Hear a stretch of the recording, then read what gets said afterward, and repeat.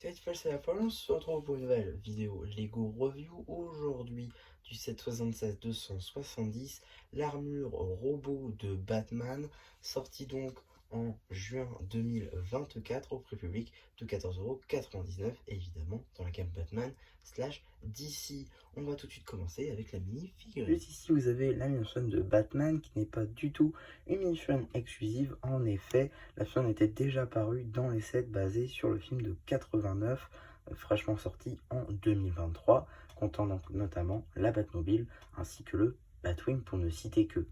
Le casque est effectivement un dual molded en noir et blanc, le blanc étant donc pour les yeux. La tête est déjà apparue sur beaucoup de figurines de Bruce Wayne, j'ai failli dire Bruce Banner effectivement, le torse lui est là depuis de nombreuses années dans la gamme d'ici. Les deux pièces restent néanmoins très sympathiques. En termes d'accessoires, un Et Batarang. donc pour ce premier robot de la gamme d'ici, on va donc regarder un petit peu tous ces détails. En effet, comme j'ai pu le dire, c'est le premier robot d'ici qui prend exemple sur la gamme Marvel qui, elle, pratique les robots depuis donc 2020. Donc voilà, avec les trois premiers qui étaient donc Iron Man, Spider-Man et Thanos. Donc juste ici, on a droit à notre premier personnage qui est donc Batman, à avoir son armure robotique qui donc prend exemple cette fois-ci sur les mechas de 2023 avec donc les nouvelles pièces d'articulation, comme vous pouvez le constater, de robots qui ont dominé le marché du robot en ce moment chez Lego. On aura donc un torse classique juste ici avec les petits cockpits noirs, avec une petite taille topographiée Batman avec les boulons qu'on peut apercevoir juste ici. Voilà, une assez belle pièce pour le coup. La ceinture évidemment en doré qui est représentée sur les hanches de notre robot, les jambes qui sont évidemment articulées, de même au niveau des pieds, avec pas mal de décorations de tiles un petit peu partout, histoire d'habiller notre robot. De même au niveau des bras, avec cette fois-ci un lance-stud nouvelle génération.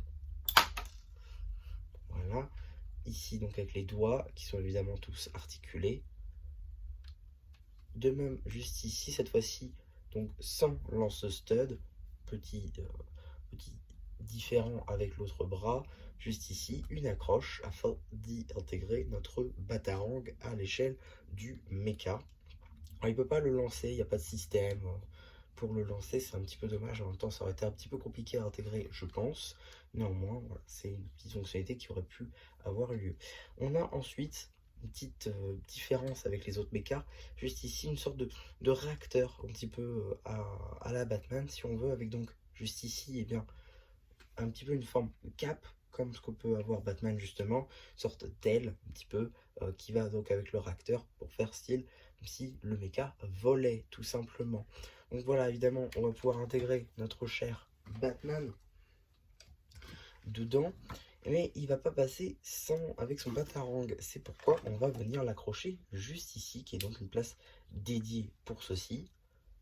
Et voilà, il va pouvoir donc s'asseoir dans son robot. Dommage qu'il ne fasse pas comme son confrère, c'est-à-dire le robot de Superman, qui lui possède une deuxième figurine de méchant, afin qu'on puisse faire affronter les deux. Pour le coup, c'est un petit peu dommage que Batman soit arrivé un petit peu trop tôt, j'ai envie de dire, pour ne pas avoir cette caractéristique qui est commune maintenant à tous les mechas.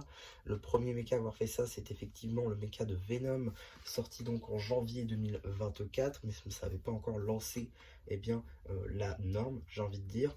En tout cas, voilà, un bon mecha, je pense que voilà, ça fait le taf, on va dire. C'est un mecha pas forcément qui était attendu, étant donné que ça fait pas l'unanimité chez beaucoup. Néanmoins, ça permet d'avoir des mini-figurines assez sympas, même si ici, on n'a pas de figurine exclusive. Le mecha de Superman sorti en 2025, lui, possède deux mini-figurines exclusives, ce qui fait quand même toute la différence. Je pense que pour le coup, dans la gamme d'ici, il y a beaucoup de personnages qui n'ont pas encore le droit à des mini-figurines et que peut-être on aura le droit avec de futurs mecha ou même dans la gamme Marvel ou encore tout récemment avec la gamme Star Wars qui elle aussi se lance dans des mechas.